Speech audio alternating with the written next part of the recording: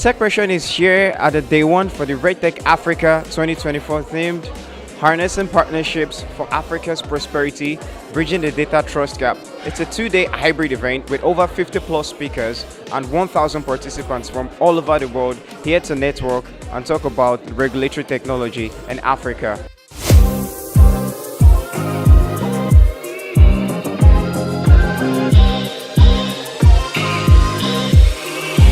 Organizers and key executives of the 2024 Regtech Africa Conference reflected on the continuous improvements and growing impact of Regtech Africa since its inception. Africa event is making over the years. In terms of new things that we introduced in 2024, right? We improved in terms of the exhibition.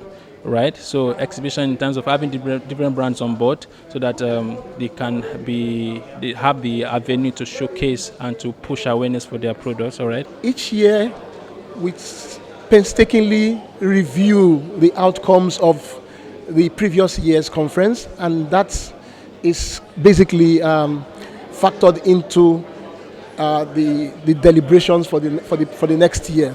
So we've done that over the years, and what we've seen is this has actually helped in the quality of participation, because in terms of content, they are well researched. Industry experts and stakeholders explored Regtech's transformative power in Africa's economic and societal landscape. E-commerce and cross-border trade, and across board all the way, right, even to AI regulation. For each of these components, data remains critical. Data remains a very, very important asset for nation building, for informed decision-making process, and for a whole number of things that governments across the continent can actually leverage, to become more prosperous. Regtech is essential to technology solutions designed to help financial institutions comply with these regulations, which includes AML. Regtech can bridge the gap, the trust gap, by streamlining data collection and analysis, improving data quality and consistency, enhancing data security, and it offers a promising solution to bridge the data gap and the trust gap and strengthen AML efforts in Africa and around the world. Data is everything. Data completeness, data integrity, data quality, and data availability in the midst of data privacy, right? So data is everything. The quality of data that you have improve the quality of decisions that you can take. And so it's important that our data is correct. I think there are loads of opportunities, absolutely loads of opportunities to embrace, and we've heard it today, at this conference about AI, but there is a cautionary note on that, in as much that understanding those technologies is the most important thing. Financial institutions for the last 30 years have been utilizing algorithms, simple maths-based, algorithms, and they still haven't got that 100% right. So then suddenly to leap into AI and suddenly think that this is going to be the hallelujah, holy grail moment, that AI is going to suddenly solve everybody's problems, it's not. The institutions need to invest in the staff and the training of those staff to be able to use those new technologies properly. And I think that is probably the biggest challenge for the institutions, but the biggest opportunity is if they do that correctly, what they can achieve.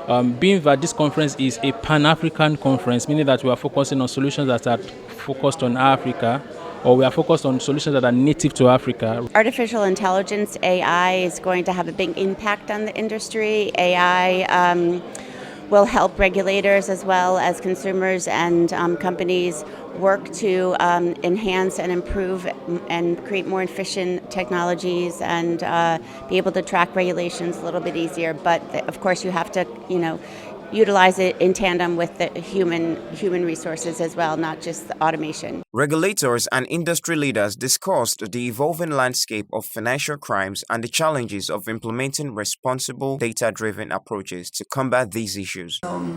There's need for that effective collaboration between law enforcement agencies and regulators at one end, collaboration between public-private sector If you look at the FATF recommendation 2, it is very specific, and most recently the FATF has continued to emphasize the fact that the public sector and private sector must collaborate. There needs to be more of a collaboration amongst the private sector, the public sector, and regulators, right? We need to have a central database of, fraudsters, perpetrators, people who have, connived individually and with syndicates to actually commit financial fraud. We're talking about fraudsters, those who are into fraudulent activities such as card fraud, account takeover, identity theft, everything fraudulent. Well, we look at those ones. Bad actors like shell companies. We have companies who front as legitimate company, but behind we have owners who do illicit businesses. I mean, for example, now I was sharing with you the other time, my NIN, which is my identity in Nigeria, has an address in it. But if you look at that address, I'm sure that's not where I'm staying right now. And someone is going to go check that data. I might want to take a decision, look for me somewhere else. I'm not there. How is it updated? And so this is very important. These are things that conversations we need to look at and we need to address if we really want to fight money laundering, right, and financial crime.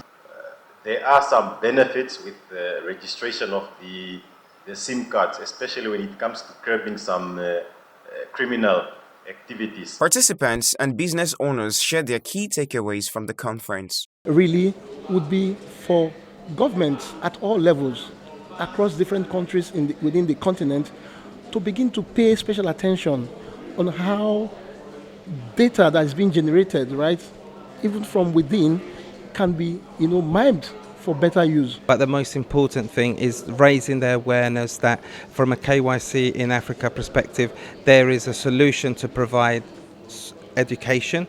There's a solution to provide a raising awareness for the individuals who want to learn more about anti-money laundering and financial crime. Data gap, data trust, how really does it concern me? So, just finding ways that you as an individual can actually bridge the data gap, close the data gap, be more mindful of how you share your data, how's your data collected, what's done with it. As a business, how are you buying data? Are you purchasing data? Are you aware that data might not have been given with consent?